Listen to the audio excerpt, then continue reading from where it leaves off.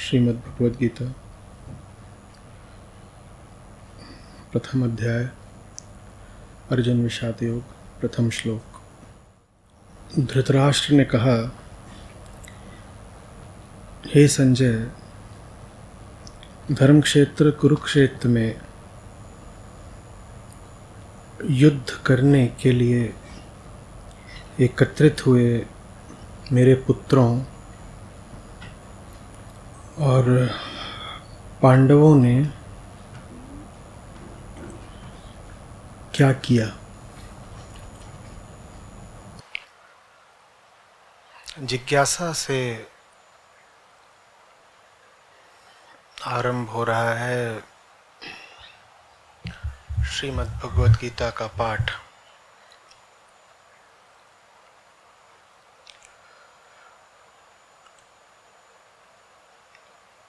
और पहले ही सूत्र में सीख निहित है।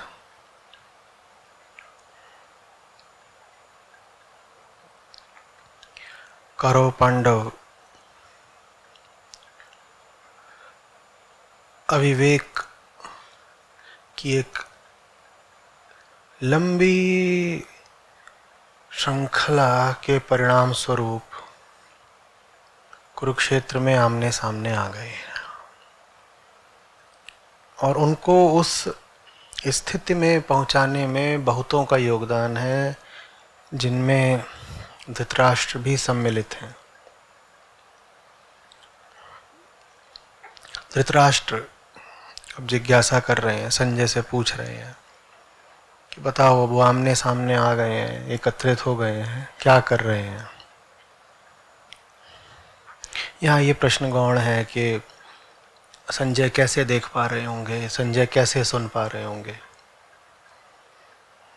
ऐसे प्रश्नों पर बहुत चर्चा नहीं होनी चाहिए। उन प्रश्नों में कोई केंद्रीयता नहीं है।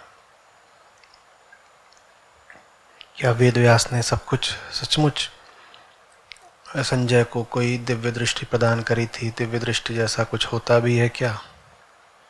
ऐसा कैसे हो सकता है कि संजय इतनी दूर से सब कुछ देख पा रहे हों, सुन पा रहे हों? और अगर सब कुछ संजय नहीं देखा सुना है तो गीता के 700 श्लोकों में से प्रत्येक श्लोक वास्तव में मात्र संजय का ही है। तो इस तरह की चर्चाएं बहुत होती रहती हैं, उनमें हमें नहीं पढ़ना है, क्योंकि वो मुद्दा अहम नहीं है। उस बात में कोई केंद्रीयता नहीं है। संजय ने कैसे देखा? अपनी आंखों से देखा, संदेशवाहकों से देखा, गुप्तचरों से देखा, या सुनी सुनाई बात बता दी? कुछ भी हो सकता है। जो कुछ भी हुआ हो, उसका महत्व अप्राथमिक है। हम जिज्ञासा की बात कर रहे थे, हम जिज्ञासा पर आते हैं। एक जिज्ञासा होती है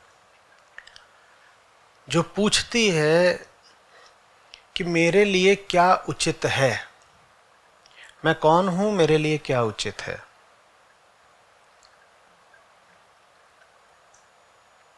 एक जिज्ञासा होती है जो केंद्रीय प्रश्न से सदा बचकर चली होती है, और उसकी जिज्ञासा, उसकी रुचि, उत्सुकता बस ये जानने में होती है कि मैंने जो अपकर्म कर दिए, उनके कर्म दंड से मैं किस प्रकार बचूं।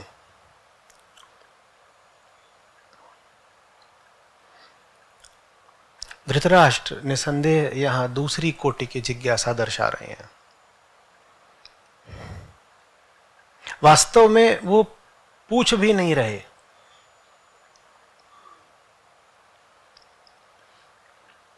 वो एक आशा खड़ी कर रहे हैं।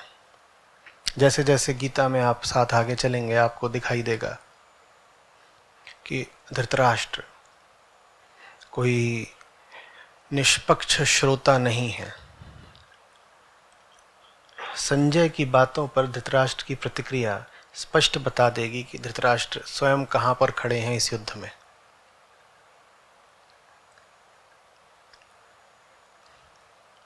तो वो सब कुछ जो नहीं किया जाना चाहिए था वो कर देने के बाद अब पूछ रहे हैं धृतराष्ट्र कि बताओ क्या चल रहा है। और अभी भी सिर्फ ये नहीं पूछ रहे कि बताओ क्या चल रहा है, वो सुनना ये चाहते हैं कि दुर्योधन का विजय अभियान चल रहा है।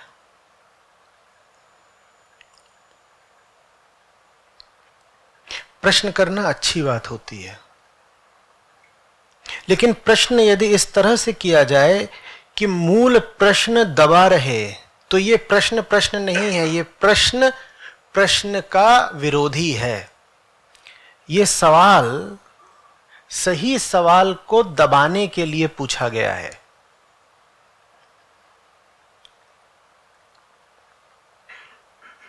समझ में आ रही है बात? हम भी बहुत तरह के कौतूहल से भरे रहते हैं और वेदांत पूरा जोर जिज्ञासा पर देता है। प्रश्न पूछो, प्रश्न पूछो। प्रश्न हमारे पास भी होते हैं। किस प्रकार के प्रश्न होते हैं? अच्छा, शाम को टैक्सी मिलेगी क्या?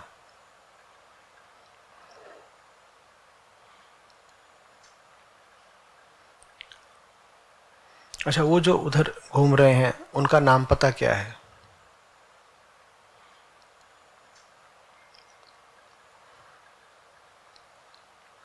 अगली बार इसी सभागार में होगा।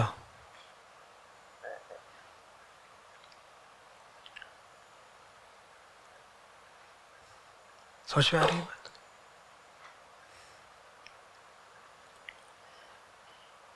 मैं दिल्ली से हूं। दिल्ली से और कौन कौन है यहां पर?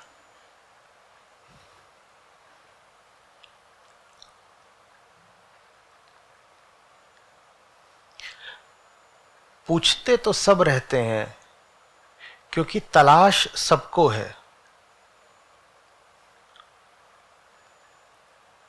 वो तलाश आपको शांत तो बैठने नहीं देगी, आप जिज्ञासा तो करेंगे ही।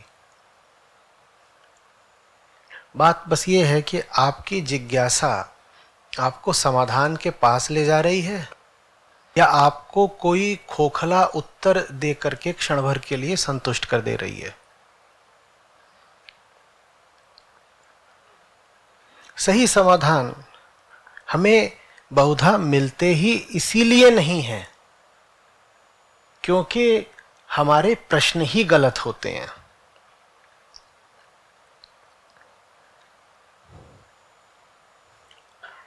कितनी बातें पूछी जा सकती थी।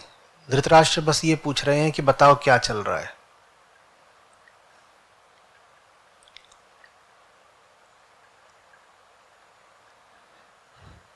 टिप्पणी करो, आंखों देखा हाल प्रसारित करो, रनिंग कमेंट्री।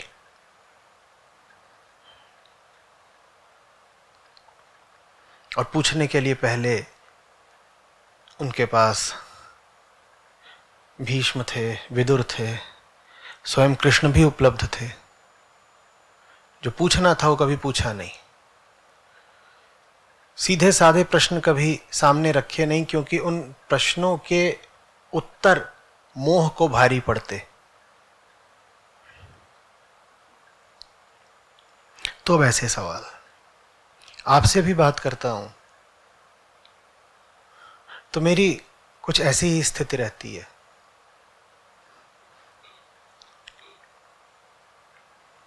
मुझे आपको देने हैं समाधान और आप अक्सर सतही जिज्ञासा कर जाते हैं।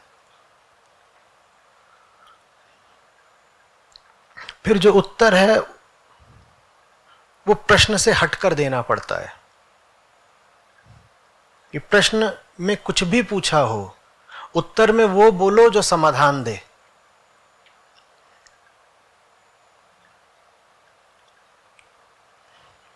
कोई नया आदमी सुने तो उसे बल्कि ये लगे कि पूछा क्या था और जवाब क्या दिया।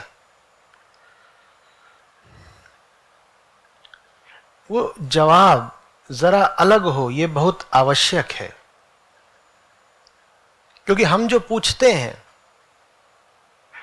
वो उत्तर की सीमाएं निर्धारित कर देता है। और आप उत्तर की सीमाएं इसी हिसाब से निर्धारित करते हो कि उत्तर आपके हितों को, बल्कि आपकी सुविधाओं को कहीं चोट न दे जाए।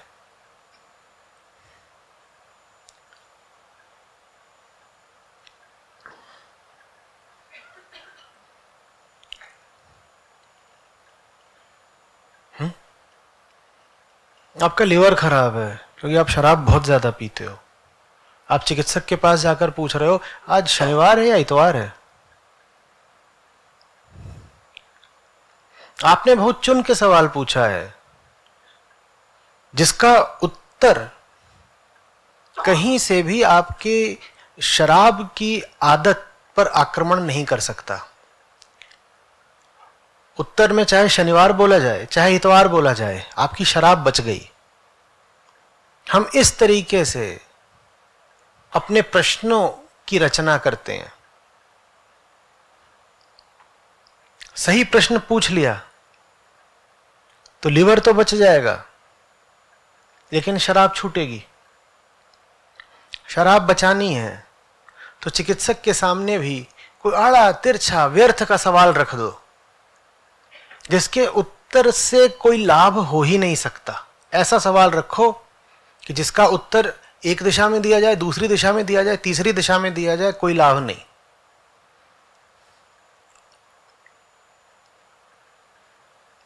और फिर जब गलत प्रश्न का सही उत्तर दिया जाए समाधान की दिशा में, तो कंधे उचकाकर कहो पर यह तो मैंने पूछा ही नहीं था,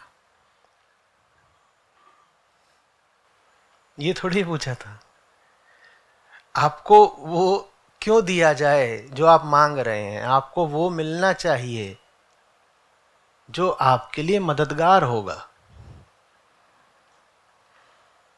आप मांगते तो वो चीज है जिससे मन प्रसन्न बल्कि सुरक्षित रहता है, और आपको चाहिए वो चीज जो आपके मन को धराशायी कर दे।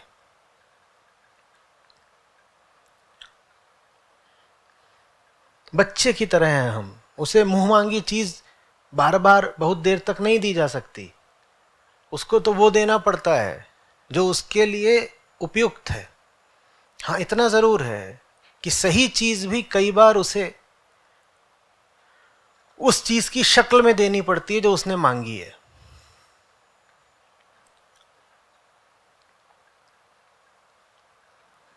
समझ में आ रही बात?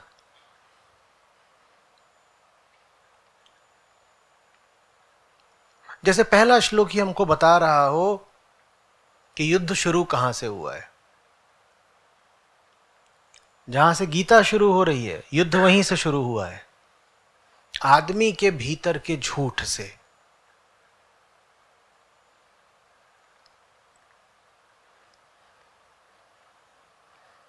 भीतर का झूठ क्या?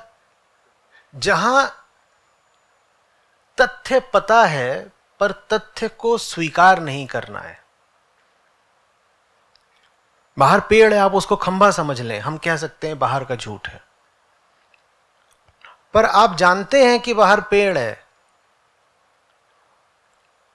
और उसको पानी न देना पड़े इसलिए आप स्वयं को समझा लें कि यह तो खंभा है। यह भीतर का झूठ है, यह अपने प्रति चालाकी है।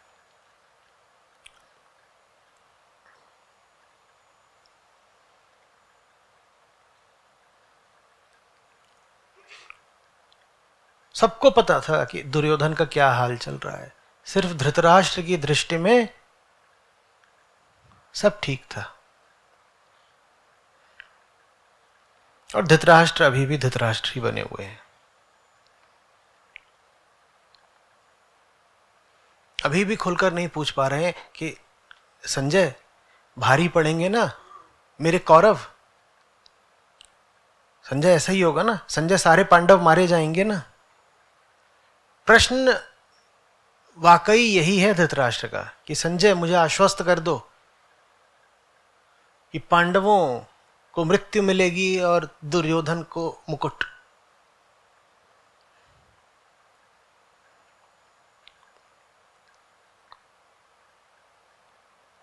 सही प्रश्न पूछना सीखिए। सदा आपको नहीं मिलेगा कोई ऐसा हितैषी जो आपके गलत सवालों के भी सही जवाब आपको जबरदस्ती देता चले। दुनिया ऐसी नहीं है। आप गलत सवाल पूछोगे, आपको उन गलत सवालों के गलत जवाब बड़ी आसानी से मिल जाएंगे। चक्र पूरा हो जाएगा, खेल चलता रहेगा, आप भी खुश और जवाब देने वाला भी खुश। दोनों ने अपना अपना खेल खेल लिया, दोनों संतुष्ट।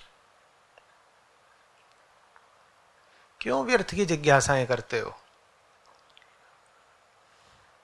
मौसम का हाल कैसा है? अच्छा, खाना खा लिया? सब ठीक ठाक? बंटू आ गया? ये केंद्रीय प्रश्न है जीवन के? नहीं, ये प्रश्न सिर्फ इसलिए पूछे जा रहे हैं ताकि समय बीत जाए, ताकि उलझन ना हो, ताकि मौन का सामना न करना पड़े, ताकि असली प्रश्न दबा रहे।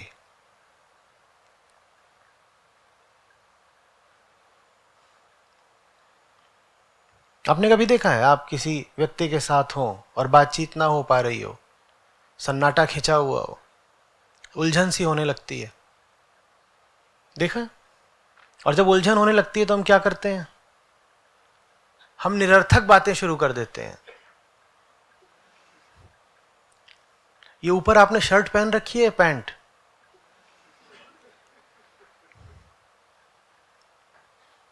आपके पास दो मोजे हैं, एक। और ये मूर्खतापूर्ण बातचीत भी हमें मौन से ज्यादा अनुकूल लगती है। कितनी भी बात कर लो मूर्खता की, चलेगी। मौन भारी पड़ता है, क्योंकि मौन दर्शा देता है कि एक भीतर गूंजता हुआ सवाल है, हम जिसका गला घोंट रहे हैं। बाहर बहुत सन्नाटा हो जाए तो अपनी दिल की धड़कन भी सुनाई देने लगती है। अनुभव करा है? एकदम सन्नाटा हो तो भीतर की आवाजें ही सुनाई देने लगती हैं। भीतर माने मन की नहीं, शारीरिक भीतरी। तो वैसे ही जब बाहर झूठे सवाल नहीं रहते तो भीतर जो असली प्रश्न है उसकी अनुगूंज सुनाई देने लगती है। खतरा खड़ा हो जाता है कि असली सवाल तो ये है, तो फिर उससे बचने के लिए हम झूठ मूठ की फालतू बातें शुरू कर देंगे।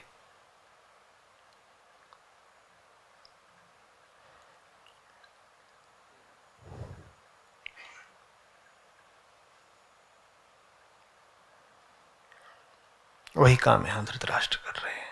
ऐसे शुरू होती है महाभारत।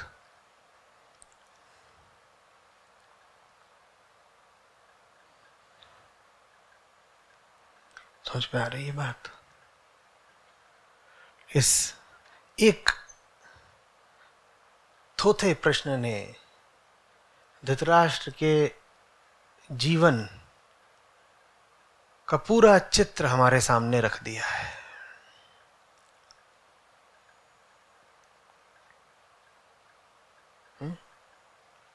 आगे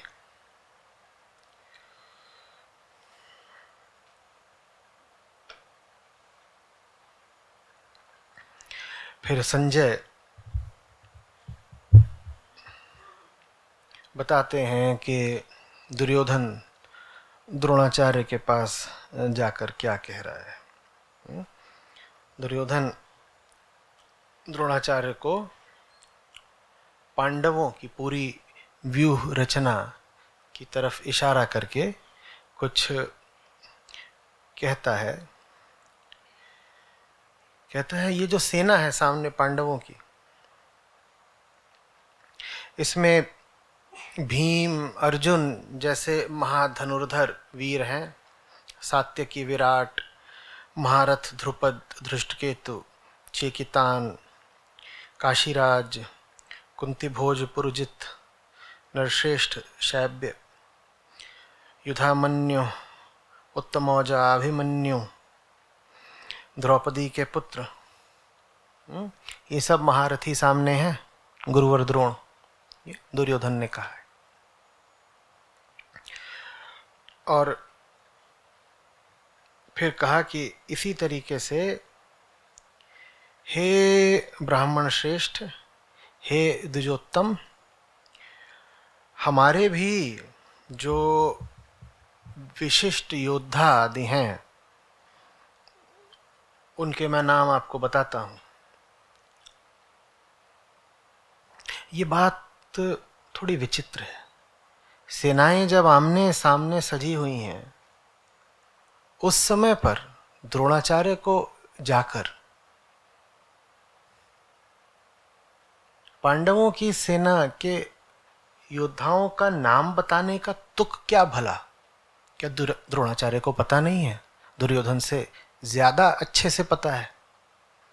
इसी तरह अपनी सेना के बारे में द्रोणाचार्य को क्या बता रहे? पर बताया क्या? आप हैं, भीष्म हैं, कर्ण हैं, कृपाचार्य हैं, अश्वत्थामा हैं, छोटा भाई विकर्ण हैं, और सोमदत्त के पुत्र भूरिश्रवा हैं, और सिंधुराज जयद्रथ हैं। अपनी सेना के बारे में बताया। इसके अलावा और भी वीर हैं और वो सब मेरे लिए जीवन त्यागने को तैयार हैं। सभी विविध अस्त्र शस्त्रों से सुसज्जित तथा युद्ध निपुण हैं। शब्दों पर गौर करिएगा। ये सब वीर हैं और ये सब मेरे लिए जीवन त्यागने को तैयार है। आगे बढ़ते हैं। जो अगला श्लोक है क्रमांक 10, उसका अर्थ दो तरीके से किया जा सकता है।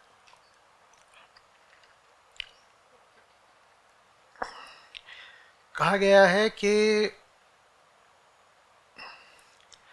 पितामह भीष्म के द्वारा रक्षित हमारा सैन्य बल अपर्याप्त है, परंतु भीम के द्वारा रक्षित पांडवों का सैन्य बल पर्याप्त है। अब पर्याप्त और अपर्याप्त शब्द के दो अर्थ करे हैं टीकाकारों ने। कुछ लोगों ने अपर्याप्त को अपरिमित माना है। अपरिमित का मतलब हो जाता है असीमित, जिसका परिमाण ना हो। तो कह रहे हैं कि दुर्योधन यहां पे कह रहे हैं कि भीष्म द्वारा संचालित, भीष्म के नेतृत्व में हमारी सेना का बल अपरिमित माने असीम है, जबकि सामने विरोधी भीम की सेना का बल परिमित माने सीमित है। तो माने हमारी सेना का बल ज्यादा है। मुझे नहीं प्रतीत होता कि दुर्योधन का ये आशय है, क्योंकि परिमित शब्द का तो प्रयोग करा भी नहीं गया है। जिस शब्द का प्रयोग है वो बहुत सीधा साधा है। शब्द है यहाँ पर अपर्याप्त और पर्याप्त। तो मैं इसका जो सीधा सरल स्पष्ट अर्थ है मैं वही लूंगा। द्रोण से दुर्योधन कह रहे हैं कि हमारी सेना का बल भीष्म की अगुवाई वाली हमारी सेना का बल अपर्याप्त है और सामने वाली सेना का बल पर्याप्त है। और अगर अगले श्लोक को देखें तो इसी भाव की पुष्टि होती है। अगले श्लोक में दुर्योधन कह रहे हैं कि तो इसलिए सब लोग अपने अपने कर्तव्य और अपने अपने युद्ध विभाग के अनुसार पितामह भीष्म की रक्षा करो। अब ये बात पिछले अर्थ के अनुकूल बैठी ना। उनका बल पर्याप्त है, हमारा अपर्याप्त है, इसीलिए भाई सब लोग मिलकर के अपनी अपनी जगह से अपने अपने विभाग के अनुसार पितामह की रक्षा करो। तो जब ये बात हुई, कदाचित ये बात भीष्म के भी कानों में पड़ी होगी कि ऐसा संवाद चल रहा है दुर्योधन और द्रोण में। तो उन्होंने भारी शंखनाद किया। तो कौरव वंश के सबसे वयोवृद्ध महान पराक्रमशाली पितामह भीष्मदेव ने दुर्योधन का आनंद वर्धन करते हुए सिंह के गर्जन के समान उच्च शब्द करके शंख बजाया। आनंद वर्धन किया क्या, उत्साह वर्धन किया। और शंख बजाया। और उसके बाद फिर एक बार शंख बज गया कौरवों की ओर से, उसके बाद फिर शुक्ल अश्वों से युक्त एक विशाल रथ पर अवस्थित रह श्री कृष्ण और अर्जुन ने 2 दिव्य शंख बजाए। और उसके बाद फिर शंखनाद ही हो रहा है। श्री कृष्ण ने पांचजन्य, अर्जुन ने देवदत्त और भीमसेन ने पौंड्र नामक शंख बजाए। उसके बाद युधिष्ठिर ने अनंत विजय शंख, नकुल ने सुघोष और सहदेव ने मणिपुष्पक शंख बजाए। और उसके बाद फिर धृतराष्ट्र और अन्य जितने भी वहाँ वीर थे उन्होंने अपने अपने शंख बजाए। और शंखों के इस शब्द ने आकाश और पृथ्वी को प्रतिध्वनित करते हुए धृतराष्ट्र पुत्रों के हृदयों को विदीर्ण कर दिया। सेनाएं दोनों खड़ी हैं, लेकिन शंखों का तुमुल नाद विदीर्ण कर रहा है मात्र धृतराष्ट्र पुत्रों के हृदयों को।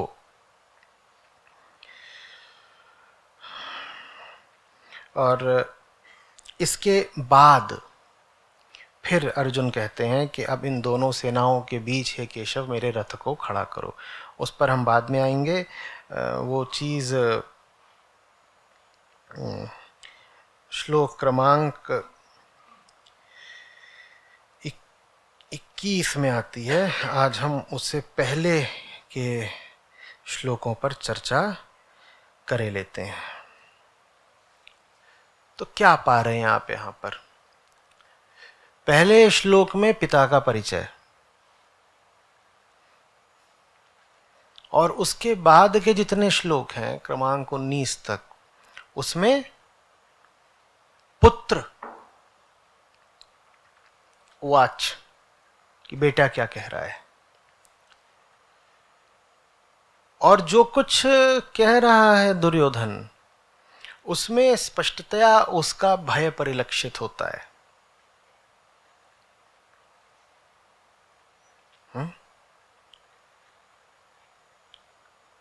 सेनाएं और योद्धा गिनाने की शुरुआत दुर्योधन ने करी है, जबकि संख्या बल दुर्योधन के पक्ष में था, ज्यादा बड़ी थी दुर्योधन की सेना। उसके बाद स्वयं ही ये कहना कि हमारा बल अपर्याप्त है जबकि विपक्षी बल पर्याप्त है, और उसके बाद कहना कि भाई सब मिल करके भीष्म की रक्षा करो। शुरुआत ही रक्षात्मक है। ये क्या हो रहा है? ये अहंकार की बहुत बहुत प्राचीन स्थिति है। वो पूरे तरीके से अचेतन कभी नहीं होता, वो जड़ और चेतन के बीच में अवस्थित रहता है। इसीलिए तो उसको दंड मिलता है। देखिए, अगर आप पूरे तरीके से बेहोश हों और उस समय आपसे कुछ हो जाए तो आपको कोई सजा नहीं मिलती। आप सो रहे हैं और सोते सोते आपने करवट बदली और कोई नन्हा जीव आपकी पीठ के नीचे आ गया, इसकी आपको कोई सजा नहीं मिलेगी। लेकिन आप जानते बूझते किसी जीव की हत्या करें, मनोरंजन हेतु, भोजन स्वाद हेतु या असावधानीवश, तो उसका दंड मिलता है। अहंकार भी जड़ नहीं होता, जानता है। इसी बात से उसकी मुक्ति की आशा है और इसी तथ्य के कारण उसको बार बार दंड मिलता है। समझिएगा, चूंकि वो पूरी तरीके से अनभिज्ञ नहीं, बेहोश नहीं, जड़ नहीं, अचेतन नहीं, इसीलिए संभावना बनती है कि जब तुम इतना समझते हो तो और भी तो समझ सकते हो। तो अहंकार के अर्ध चेतन होने के तथ्य से ही उसकी मुक्ति की संभावना उठती है। तुम्हें पता तो है ही, बस तुम्हें जो पता है वो आच्छन्न है। दबा हुआ है, छुपा हुआ है। तुम्हें कुछ भी पता ना होता तो तुम्हें कैसे कुछ बताया जा सकता था। मैं भी आपसे जो बातें बोलता हूं, मैं आपसे कोई नई बात नहीं बोलता। मैं आपसे जो बोल रहा हूं वो आपको पता है, बस आपको उस बात के अलावा और भी कई अन्य बातें पता है। मेरा काम है उन अन्य बातों को आपके मन से हटा देना, उन्हें निरर्थक, झूठा और हानिप्रद साबित करके।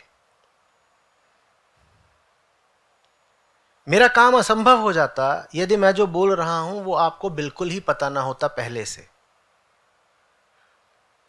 मेरे शब्दों की आपको अग्रिम सूचना है।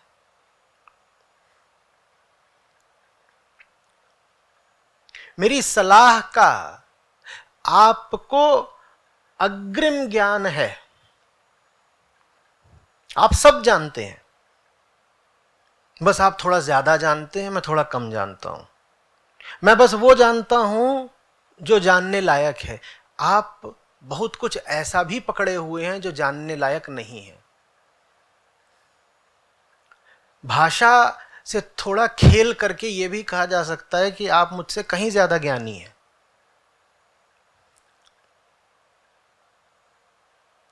बात समझ में आ रही?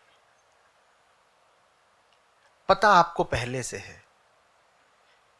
इसी बात का मुझे सहारा मिलता है कि मैं आपको जो बोलूंगा आप उसको अस्वीकार नहीं कर पाओगे, क्योंकि आप उस बात को जानते हो। हां, उस बात को जानने के बावजूद आप अपनी ही जानी हुई बात के विरोध में 100 भीतरी झूठे तर्क खड़े कर लेते हो। आप अपने ही ज्ञान के दुश्मन आप हो। मेरा काम होता है आपके भीतर जो आपका शत्रु बैठा है उसको परास्त करना। मेरा काम होता है आपके भीतर जो आपका मित्र बैठा है उसको बल देना, सहयोग देना। समझ में आ रही बात? तो आप जानते हो पहले से। मैं कह रहा हूं इसी में आपकी मुक्ति की आशा है, क्योंकि आप कुछ न जानते होते तो आपको कोई कुछ नहीं बता सकता था। और आप जानते हो लेकिन फिर भी गलत जीते हो, इसी बात का मैं कह रहा हूं आपको दंड मिलता है। यदि जानते ही हो तो जो जानते हो उस पर आगे क्यों नहीं बढ़े?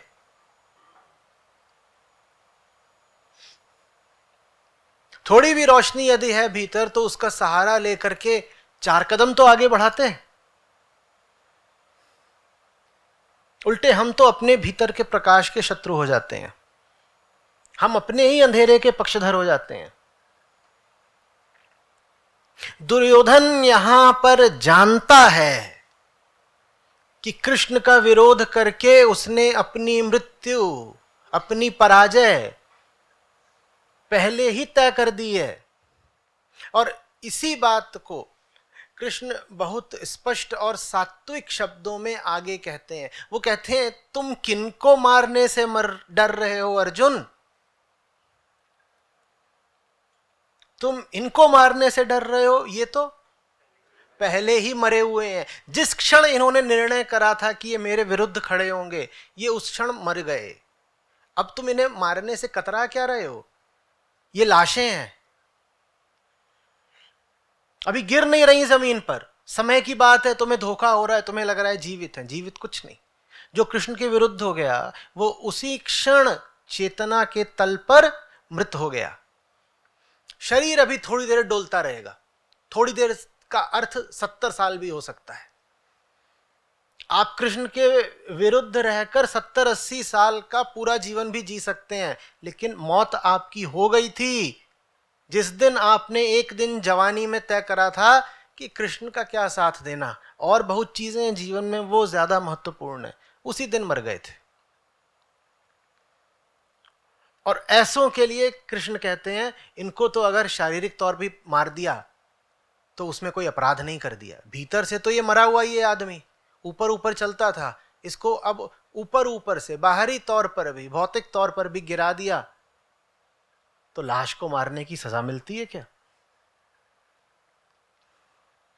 समझ में आ रही है बात? और इसी का प्रमाण और आगे मिलता है जब अपना विराट रूप दर्शाते हैं।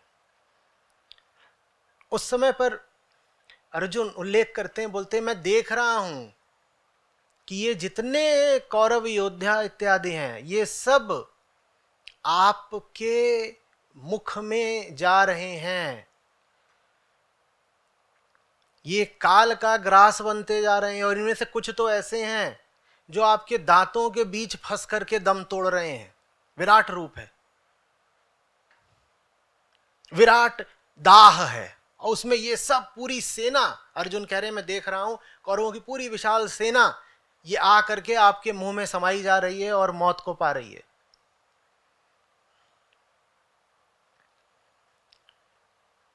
अब ये बड़ा अद्भुत संयोग है। दो बातें एक साथ देखिए।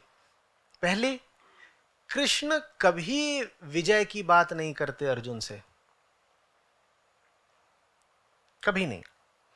आप पूरे संवाद में देख लीजिएगा, आपको ऐसा प्रतीत बिल्कुल नहीं होगा कि कृष्ण अर्जुन को विजय दिखाकर लुभा रहे हो।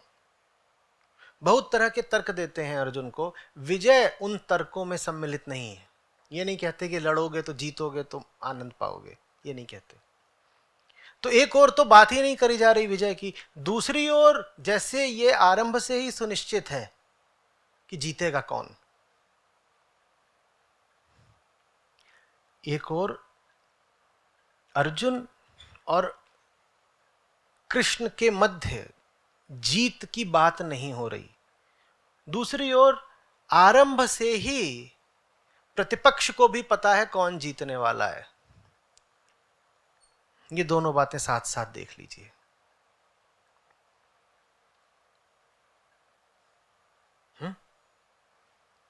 जो सही राह चल रहा है उसको जीत की परवाह करनी नहीं पड़ती।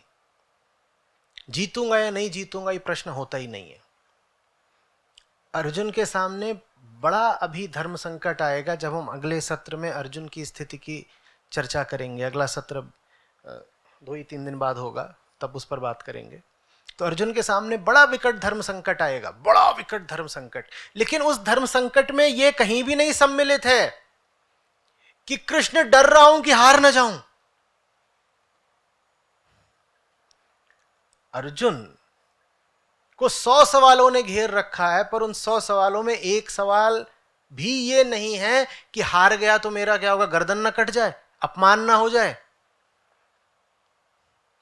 राज्य वैसे भी नहीं भोग पाया कहीं और न भोगूं तो, और मेरी हार के कारण मेरे भाइयों की भी मौत हो और हम सब मर जाएंगे, फिर द्रौपदी का क्या होगा, अन्य रानियों का क्या होगा, अभिमन्यु और उसके भाइयों का क्या होगा, उत्तरा का क्या होगा। कोई ये प्रश्न नहीं है। जबकि आमतौर पे प्रश्न होते हैं ना, आप लड़ाई में जा रहे हो और आपके टांग और पूरा शरीर कांप रहा है, हाथ कांप रहे हैं, तो अनुमान यही लगाया जाएगा कि आपके सामने यही प्रश्न है जो आपको विह्वल कर रहा है। क्या प्रश्न, इस लड़ाई में होगा क्या, कहीं हार वार न जा। अर्जुन परेशान बहुत हैं, पर प्रश्न वहां बिल्कुल दूसरा है। क्या है वहां प्रश्न, क्या ये लड़ाई लड़ने योग्य है, और अपनी तरफ से अर्जुन को यही उत्तर मिल रहा है कि नहीं। क्या करोगे तुम अपने ही रक्त संबंधियों को मार करके। कहते हैं अर्जुन की इनको मार करके यदि सिंहासन पा भी लिया तो किस मूल्य का, यह प्रश्न है अर्जुन के सामने। यही मत देखिए कि अर्जुन के सामने प्रश्न क्या है, यह देखना शायद ज्यादा महत्व का है कि अर्जुन के सामने कौन सा प्रश्न नहीं है, जीतूंगा या नहीं जीतूंगा। जो कृष्ण के साथ होते हैं उनको उस साथ का लाभ यह मिलता है कि कुछ फिजूल सवालों से जिंदगी आजाद हो जाती है, जिनमें यह एक प्रमुख सवाल है, हाय मेरा क्या होगा। अर्जुन को यह चिंता बिल्कुल नहीं सता रही हाय मेरा क्या होगा। अर्जुन को तो बल्कि यह चिंता लग रही है कि मैंने मार दिया तो उनका क्या होगा। ये अंतर समझिए। सवाल सबकी जिंदगी में होते हैं, लेकिन किस व्यक्ति के जीवन का स्तर क्या है यह प्रमाणित हो जाता है कि उसके जीवन के सवालों का स्तर क्या है। किसी आदमी कि चेतना का तल नापना हो तो बस ये देख लो कि उसके जीवन में सवाल और मुद्दे क्या प्रधान हैं। जैसे आपके जीवन में सवाल, जैसे आपके मुद्दे, वैसे आप। ये नहीं है कि ऊंचे आदमी के जीवन में परेशानियां नहीं होती। ऊंचे आदमी के जीवन में ऊंची परेशानियां होती हैं।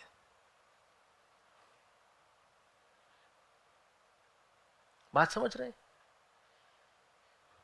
तो एक उच्च चेतना और निम्न चेतना के व्यक्ति में अंतर उसकी चिंताओं, उसकी परेशानियों, उसके धर्म संकटों के स्तर को देखकर कर सकते हो। बिल्कुल हो सकता है कि आपको एक साधु आदमी बड़ा विवहल, बड़ा उद्विग्न दिखाई दे, बड़ा फंसा हुआ दिखाई दे, जैसे जान उसकी झंझट में हो। और यह भी हो सकता है कि आपको एक बेहोश आदमी बड़ी मौज में दिखाई दे, उसको कोई फिक्र नहीं, मजे में घूम रहा है। लेकिन बात बस ये होगी कि उस साधु के सामने जो मुद्दा, जो परेशानी, जो चुनौती होगी, उसका भी एक बड़ा ऊंचा स्तर होगा। और ये जो असाधु घूम रहा है, साधारण संसारी, इसकी जो मौज होगी, उस मौज का भी एक बड़ा गिरा हुआ स्तर होगा।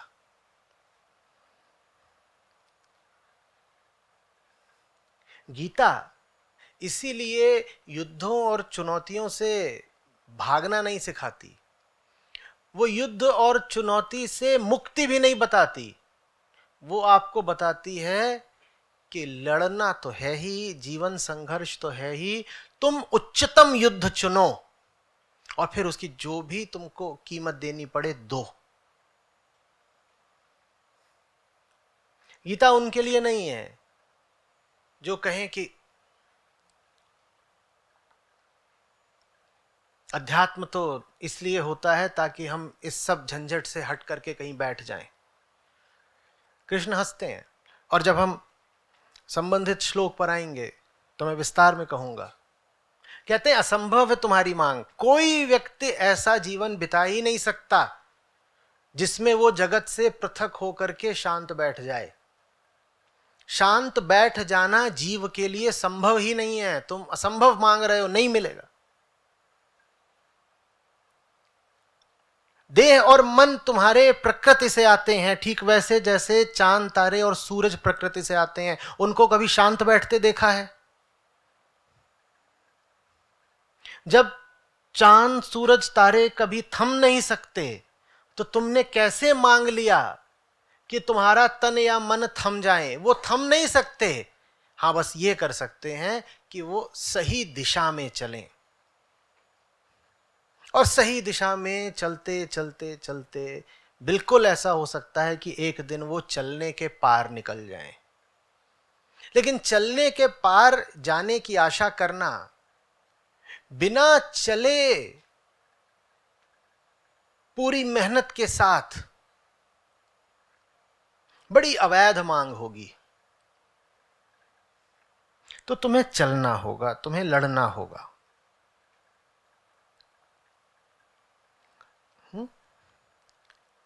दुर्योधन की हार आकस्मिक नहीं है, ठीक वैसे जैसे हमारा कोई कष्ट आकस्मिक नहीं होता।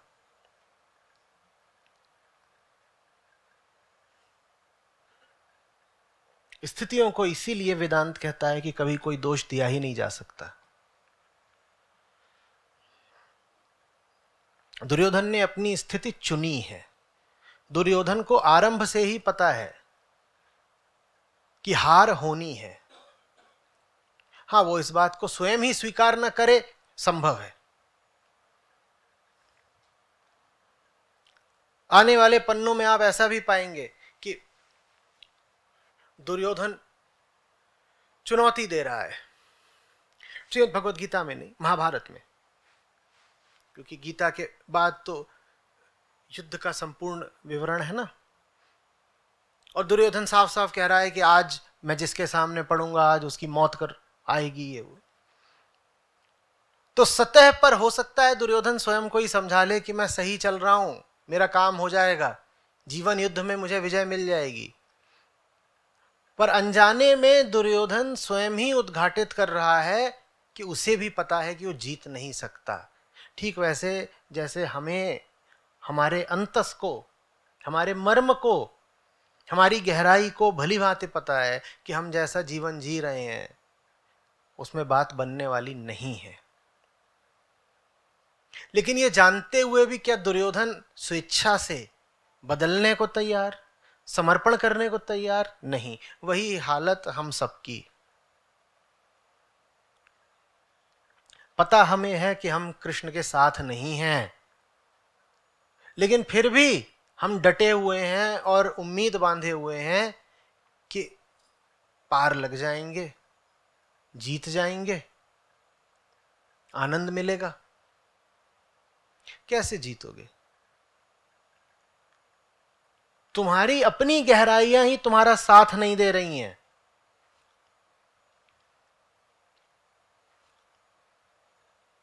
जो आप चाह रहे हो, कृष्ण के बिना ही जीत जाना जो आप चाह रहे हो, वो करने के लिए तो आपका अपना हृदय ही आपका साथ नहीं दे रहा है। और यह हालत मात्र दुर्योधन की नहीं है। जब शंखनाद होता है तो गीता कहती है कि सब धृतराष्ट्र पुत्रों के मन तार तार हो गए, विदीर्ण हो गए।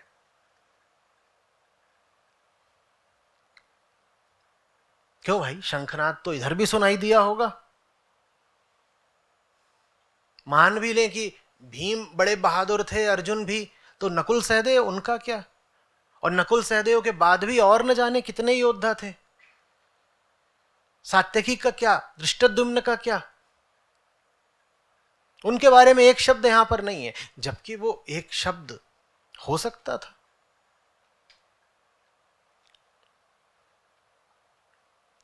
संजय को तो एक निष्पक्ष भूमिका दी गई है, वो तो बता सकते थे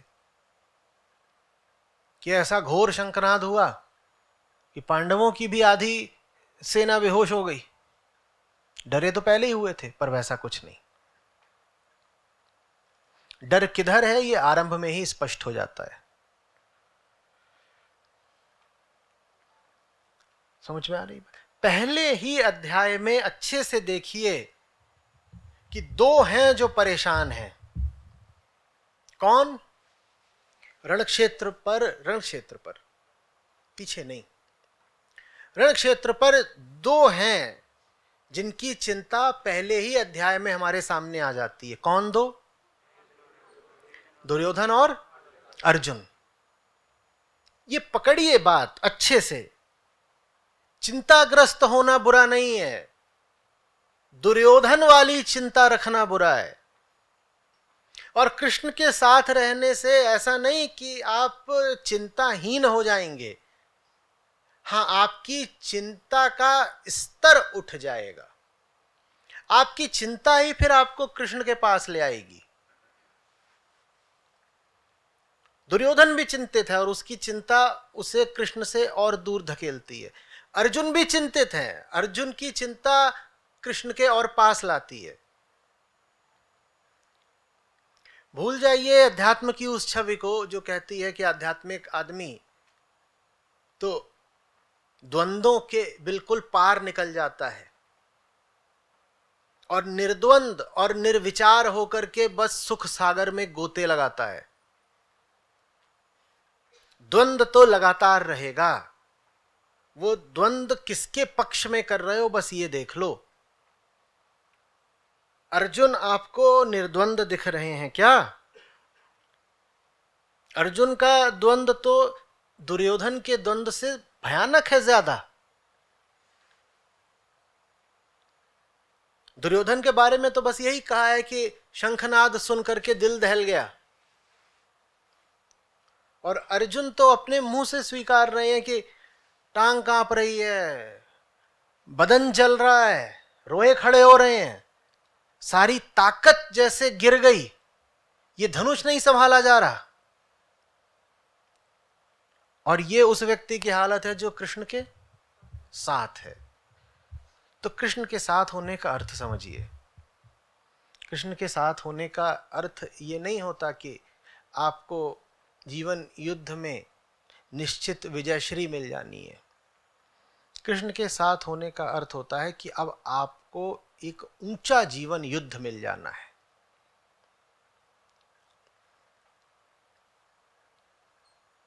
मजे की बात यह है कि युद्ध जितना ऊंचा होगा उसमें जीतने की संभावना उतनी ज्यादा होगी। युद्ध जितना दुरूह और दुष्कर होगा जीतने की संभावना उतनी ज्यादा होगी। ये बात पल्ले ही नहीं पड़ती। हमें लगता है युद्ध जितना आसान होगा जीतने की संभावना बढ़ेगी। भौतिक जगत में ऐसा होता है। अस्तित्व में ऐसा नहीं होता। अस्तित्व में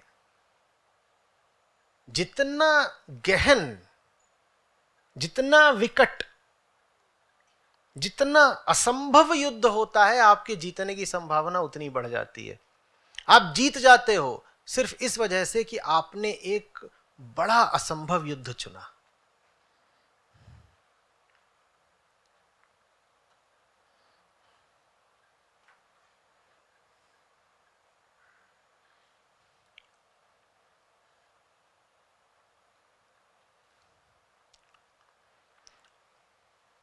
उन्नीस सौ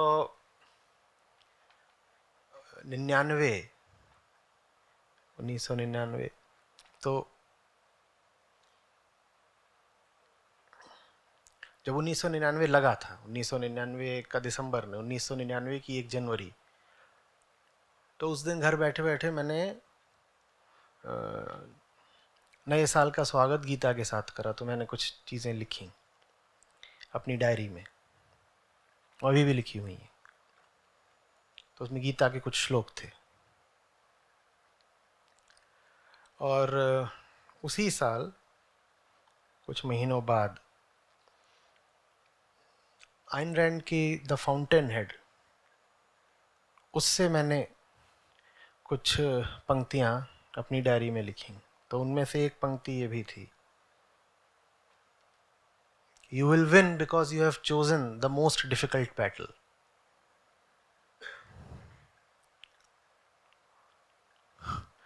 You will win because you have chosen the most difficult battle. जो आसान युद्ध चुनेगा वो हार गया उसी वक्त जिस वक्त उसने आसानी चुनी। और ये बात कितनी अंतर विरोधी लगती है ना, कि तुम इसलिए जीतोगे क्योंकि तुमने सबसे कठिन युद्ध चुना है।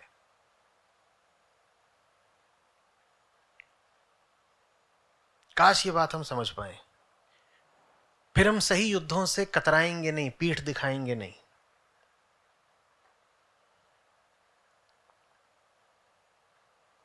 अगर कुछ कठिन है तो वो आपके लिए खुशखबरी है, वो अवसर है आपके लिए जीतने का। कठिनाइयों से वो नहीं जीता जो कठिनाइयों को परास्त कर गया, कठिनाइयों से वो जीत गया जो कठिनाइयों को स्वीकार कर उनसे जूझ गया। तो जूझना ही जीत है। जो जूझा वो जीता, हारा बस वो जो भगोड़ा, पीठ दिखाने वाला, क्या कह के, अरे नहीं ये तो अभी बहुत भारी लड़ाई है, हमारे बस की थोड़े ही है।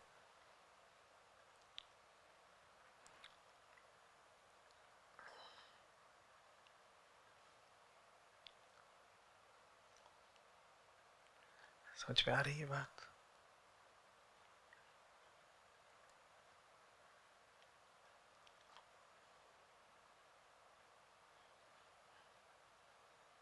आप अगर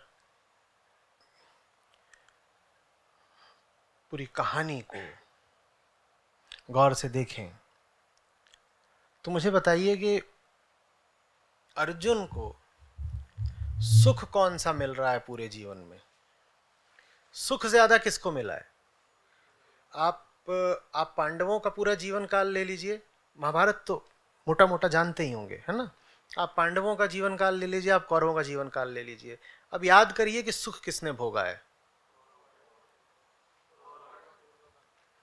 पांडवों ने कैसे भोगा है बताओ? पांडवों ने राज कितने साल करा होगा कुल?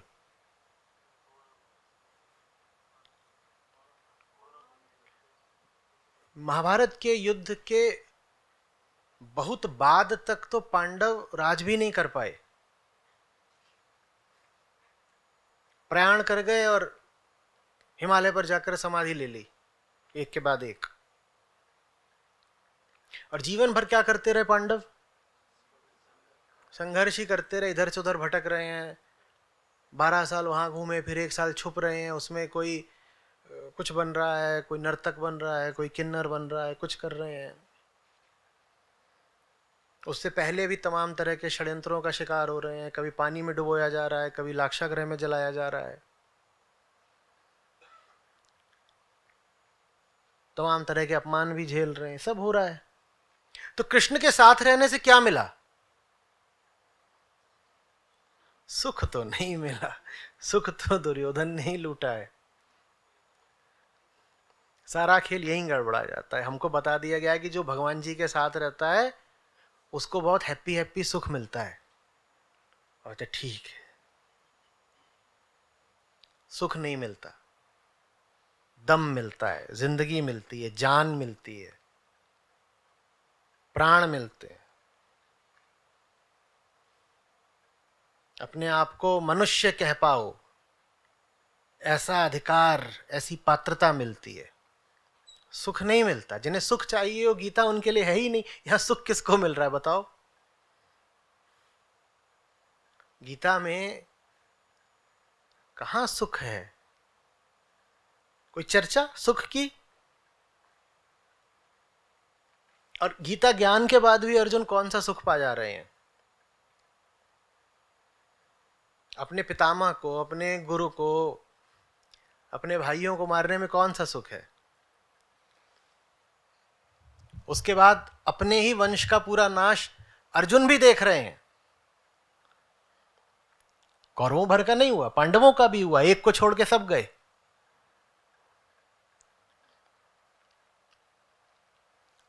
पांडवों को तो छोड़ दो, स्वयं कृष्ण के वंश का क्या हुआ है? क्या हुआ है महाभारत के बाद?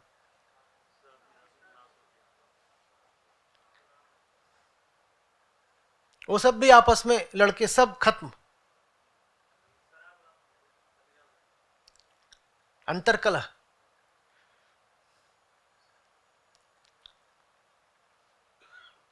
इसके बाद स्वयं कृष्ण कैसे प्रस्थान करते हैं?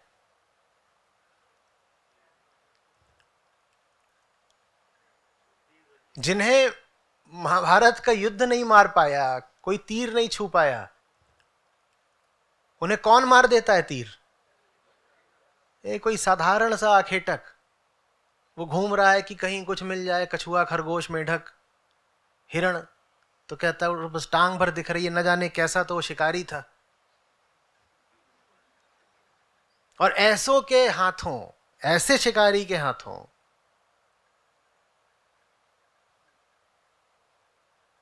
सुख कहां है? यहां बताओ, सुख बताओ। जीवन सुख का खेल है ही नहीं। आप गलत पते पर आ गए साहब।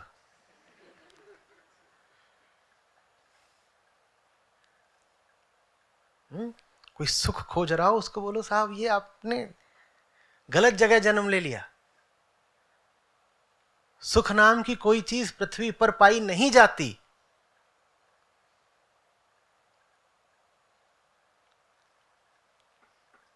Better luck next time.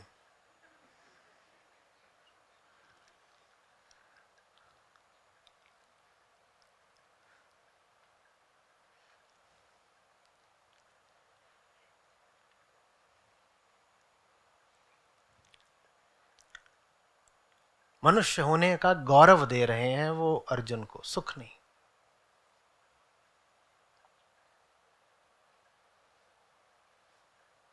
अपने आप को इंसान कह सको ये अधिकार दे रहे हैं अर्जुन को, सुख नहीं।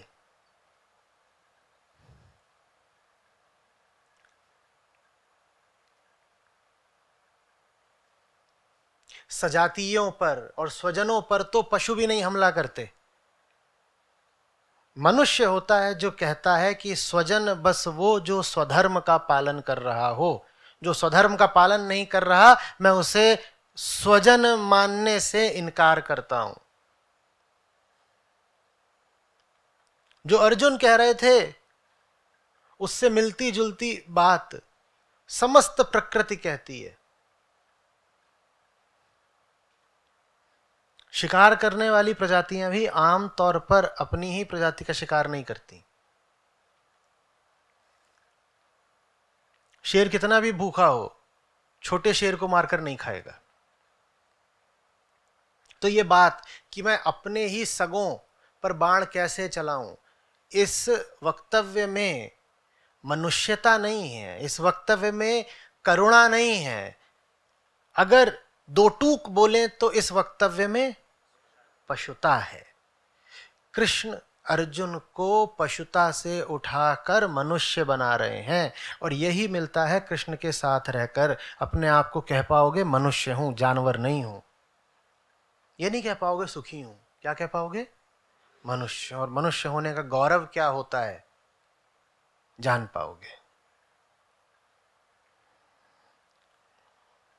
कामनाएं नहीं पूरी हो जाएंगी। क्या कामनाएं? यहां किसकी कामना पूरी हो रही है?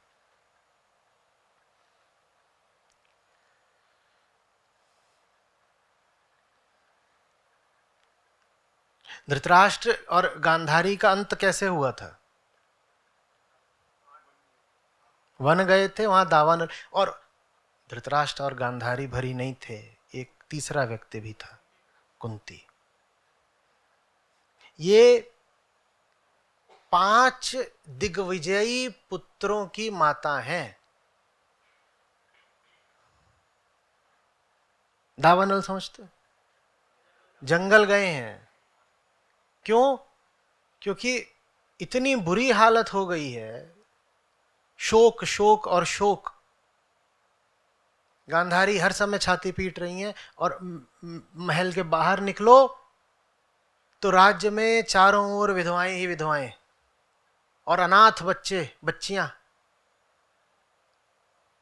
तो तीनों वृद्ध जनों ने तय किया कि वन को जाते हैं। वन को गए, वहां वन में आग लगी, तीनों जल के मर गए।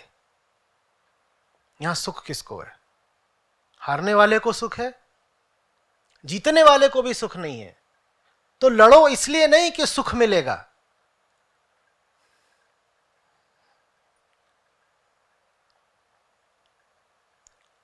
लड़ो इसलिए क्योंकि नहीं लड़ोगे तो जानवर जैसे जियोगे। कष्ट जब झेलना ही है तो दुर्योधन वाला कष्ट क्यों झेलें, अर्जुन वाला कष्ट झेलेंगे ना। सुख तो दोनों तरफ नहीं है, ना दुर्योधन की तरफ ना अर्जुन की तरफ। जब दुख दोनों ही तरफ है तो कम से कम सही दुख का चयन करेंगे, और सही दुख है अपने विरुद्ध रण करने में। सही दुख का ही नाम आनंद है। आनंद सुख का चरमोत्कर्ष नहीं है, सही दुख को आनंद कहते हैं।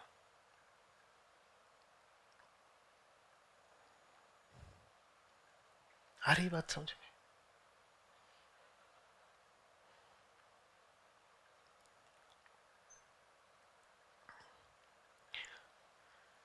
इन सैकड़ों श्लोकों की यात्रा करेंगे हम। इस यात्रा में यह सोचकर आगे मत बढ़िएगा कि आप पहले से कुछ भी जानते हैं। हर जगह रुकिए और पूछिए ये क्या हो रहा है। उसको आदत सा बना लीजिए, अभ्यास करिए। जो अभ्यास आपका बाहर की तरफ रहता है वही भीतर की तरफ भी हो जाता है। बाहर यदि आप ऐसा स्वांग करेंगे जैसे मुझे तो पहले से ही पता है, तो भीतर की तरफ भी आपका यही रवैया हो जाएगा कि स्वयं को तो मैं पहले से जानता हूं। एक एक श्लोक पर वैसे ही रुकना है जैसे अपने एक एक क्रियाकलाप और विचार पर। ये क्या है ना मुझे मालूम नहीं, मैं एकदम ताज़ी शुरुआत करना चाहता हूं। मैं पूछना चाहता हूं, ये क्या किया तुमने, ये क्या सोच रहे हो, किस दिशा जा रहे हो। और जब ऐसे पूछेंगे तो कुछ नया सामने आएगा, लाभप्रद। आचार्य जी प्रणाम। आचार्य जी, जैसे अभी आपने बात करी कि ऊंचा दुख और ऊंची लड़ाई, तो पहले जैसे एक गृहिणी थे, तो गृहिणी के रूप में तो बिल्कुल शांत, आध्यात्म के लिए भी समय मिलता था कि आध्यात्मिक पुस्तकें पढ़ना या किसी सत्संग में जाना, तो उससे बड़ी शांति रहती थी। लेकिन उसके बाद कुछ स्वयं अपने आप ही मतलब ऐसा माहौल बना कि थोड़ा व्यापार में, जैसे आपको सब मालूम ही है, तो थोड़ा उसमें जैसे अपना कदम बढ़ा, तो उससे मतलब अब दिखता है, पहले तो ऐसे लगता था कि जैसे हमारे जितना साफ सुथरा कोई नहीं था। अब अपने आप में लोभ दिखता है, लालच, डर, और जैसे ईर्ष्या, मतलब सारे ही मतलब अपने आप में इतने विकार दिखते हैं कि बहुत ज़्यादा। और जैसे आप ऊंचे दुख और ऊंचे लड़ाई की बात करते हैं, उसकी तो अभी मतलब वो भी साथ साथ प्रयास रहता है, लेकिन अभी मैं देख रही हूँ कि भौतिक जगत में जो है ये जो लड़ाई है उसमें बहुत ज़्यादा चल रहा है। तो उसकी वजह से जैसे अभी कुछ दिन पहले कुछ ऐसा इंसिडेंट हुआ कि उसकी वजह से मतलब अपने व्यापार के उसी में तो बहुत ज़्यादा मतलब 3-4 रात तक मैं सो नहीं पाई ढंग से। मतलब सोई भी हूँ तो मेरे मतलब मुझे ऐसे लग रहा है कि मैं जाग ही रही हूँ और वही मेरे विचार चल रहे हैं। और लेकिन और जैसे कल और परसों भी बात चल रही थी कि उसको उनको थोड़ा गहराई तक जाना चाहिए ताकि उसमें हमारी ऊंचाई आए, लेकिन वो गहराई तक जाने से पहले ही जैसे ही परिस्थितियाँ मतलब जो स्थितियाँ सामान्य होती हैं तो हम फिर उसी ढर्रे में आ जाते हैं, हम ऊंचाई की तरफ जाना ही भूल जाते हैं। तो ये कैसे हो पाएगा? ये तो अर्जुन के साथ भी होता था। अगर अर्जुन लगातार गहरी चेतना में ही वास कर रहे होते तो गीता की जरूरत ही क्यों पड़ती। कृष्ण से यदा कदा दूर हो जाते रहे होंगे, तभी तो मन में इतने तरह के संशय उठे। तो जो आपके साथ हो रहा है वो किसी के साथ भी होगा जो कृष्ण से दूर हो जाएगा। अब एक गलती ये होती है कि कृष्ण से दूर हैं, और दूसरी गलती ये होती है कि जब संशय उठे तो उन्हें खुद ही निपटा दिया। कृष्ण चेतना के अभाव में ही निपटा दिया। सर्वप्रथम समझिए कि आप कौन हैं। आप वो हैं जो बीच में टंगा हुआ है और बीच में टंगे रहकर गिरने की जिसकी वृत्ति ज्यादा है।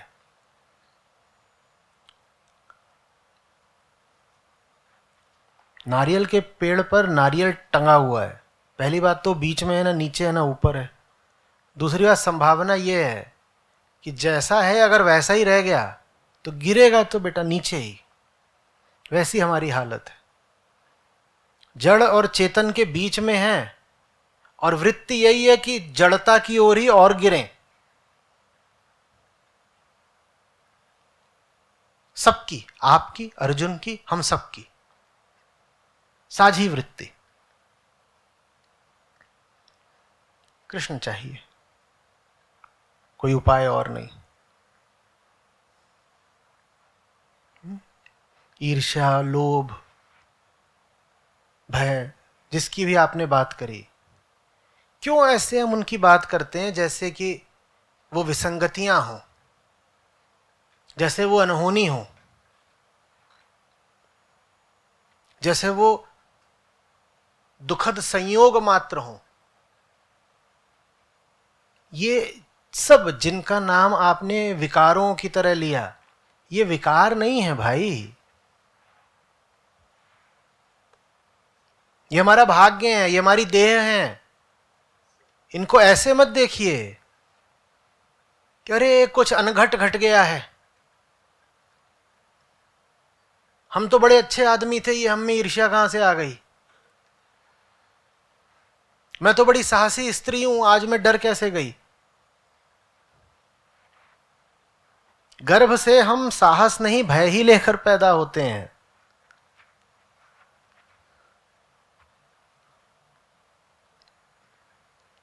प्रेम नहीं ईर्ष्या ही लेकर पैदा होते हैं। पर आश्चर्य हम यूं दिखाते हैं जैसे बड़े भले, बड़े निर्दोष, एकदम निर्मल पैदा हुए थे,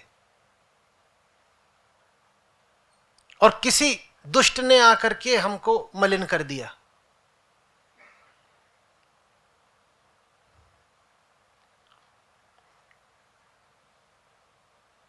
है ना, लागा चुनरी में दाग दिखाऊं कैसे, वो बात ठीक है, पर असलियत उससे भी आगे की है। ये चुनरी पैदी ही काली होती है।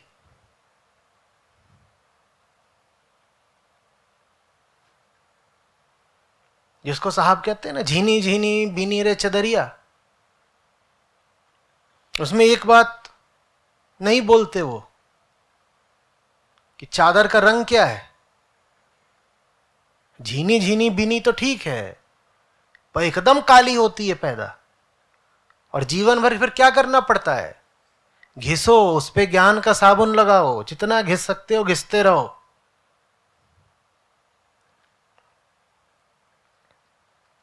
ये काला रंग क्या है, वही वो सब जो आप बता रही हैं।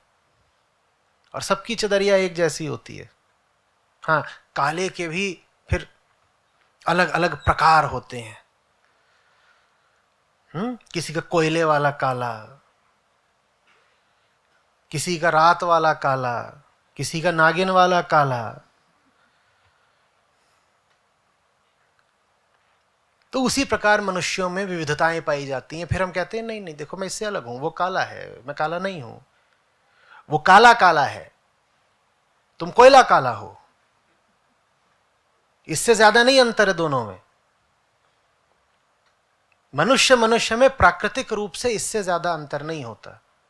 इससे ज्यादा अंतर तब आता है जब मनुष्यों में कोई एक कृष्ण के संग जाता है, तब कुछ आयामगत अंतर आता है। अन्यथा तो चुनाव कर लो कौन सा चाहिए। हेनरी फोर्ड ने कहा था, उनकी कार आई थी और वो बड़ी मांग में थी, हर कोई खरीदना चाहता था, मॉडल टी था शायद। तो अब अलग अलग रंगों के अगर वो गाड़ियां निकालें, उत्पादन करें तो समय लगेगा।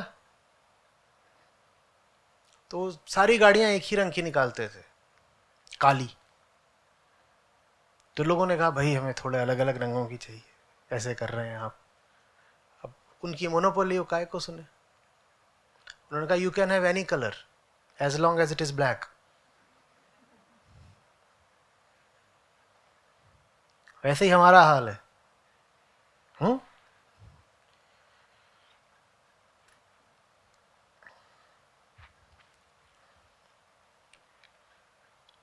दीदी वाली ईर्ष्या, भैया वाला दाह,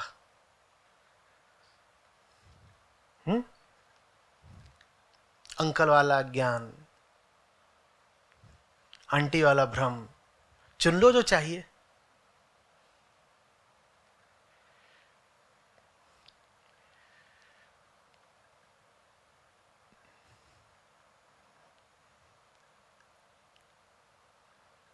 स्वयं को लेकर के अनभिज्ञता, बल्कि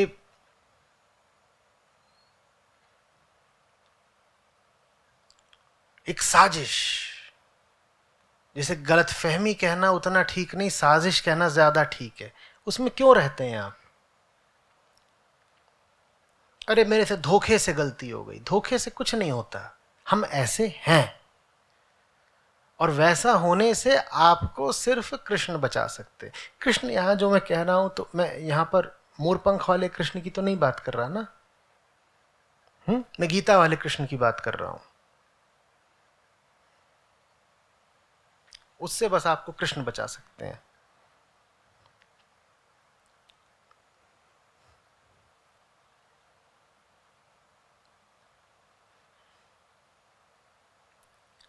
ताज्जुब इस बात का मत किया करिए कि गिर गए।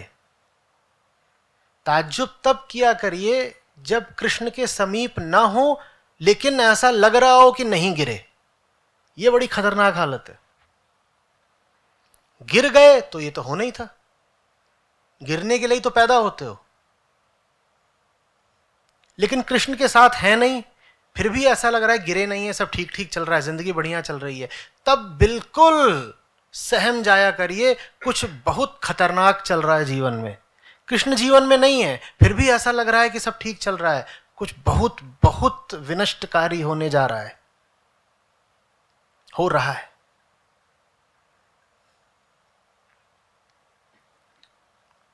कृष्ण जीवन में नहीं, लेकिन कोई पूछ रहा है हाउ इज लाइफ, कूल। खौफनाक, ये बात बहुत बहुत भयंकर है।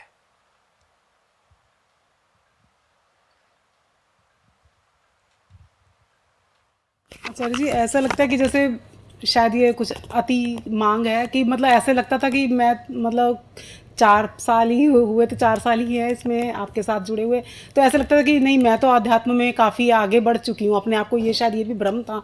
और अब लगता है कि कुछ भी नहीं सीखा, तो इससे बहुत ज़्यादा ग्लानि भी लगती है कि क्या हुआ। कभी सखा बोलते हैं,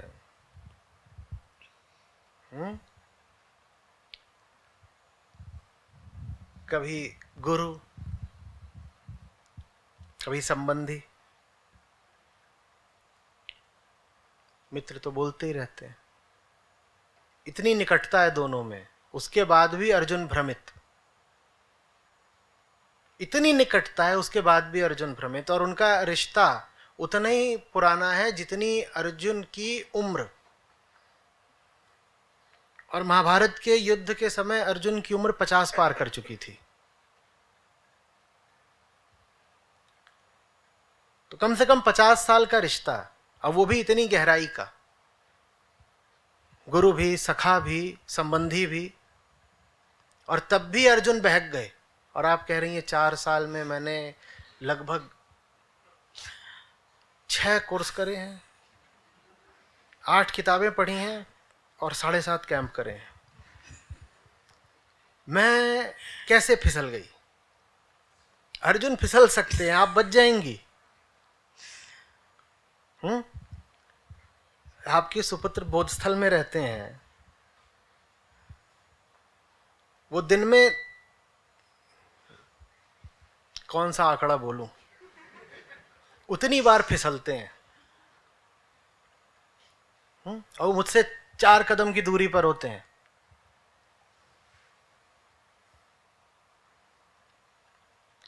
हमें अपनी हालत का कुछ ठीक ठीक अनुमान है ही नहीं। हमें लगता है कि हम बड़े बढ़िया लोग हैं, और हम यूं ही अकस्मात कभी कभार फिसल जाते हैं। फिसलना तो तय है, आप कभी कभार फिसलने से बच कैसे जाते हैं, इसका अनुग्रह किया करिए।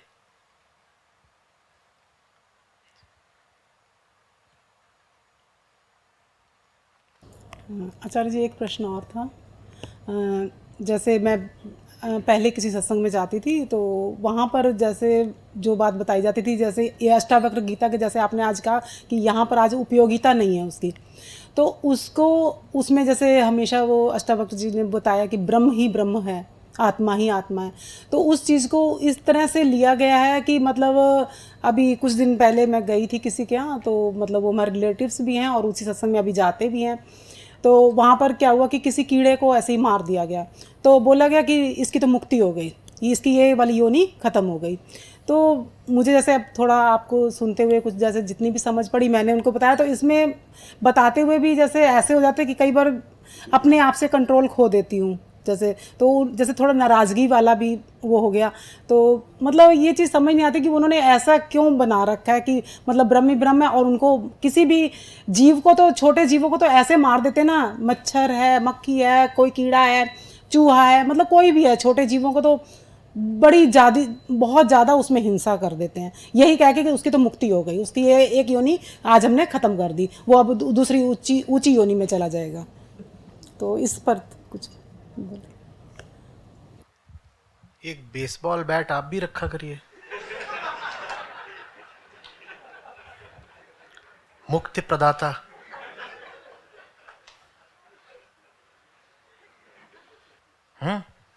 ये क्या है? ये मुक्ति का उपकरण है। गुरुजी, आपसे ज्यादा तो कोई योग्य है ही नहीं मुक्ति के। आपने इतनी गीताएं पढ़ी हैं, आप ही कहते हैं ब्रह्म ही ब्रह्म है। आपको तो कब की मुक्ति मिल जानी चाहिए थी। कृपया मुझे मौका दें।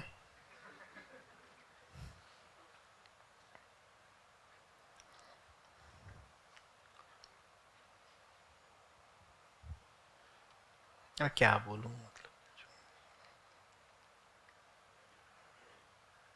मैं उसको आंसर नहीं दे पाई ना सही से, जैसे थोड़ा खुद भी जैसे गुस्सा बड़ी जल्दी आ नहीं, जाता ऐसों को आंसर चाहिए ही नहीं। है। वो अभी कुछ रिलेटिव्स होने की वजह से या कुछ संबंधों की वजह से अभी वो हो नहीं पाता।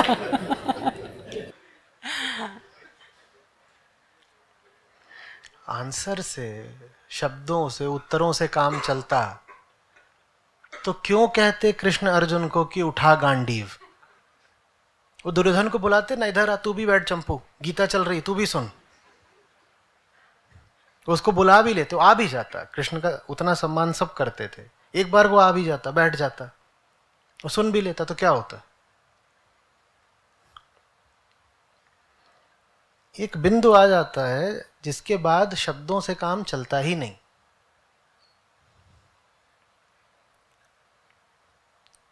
ज्ञान मार्ग चैतन्य व्यक्तियों के लिए है, मूढ़ों को तो दंड चाहिए।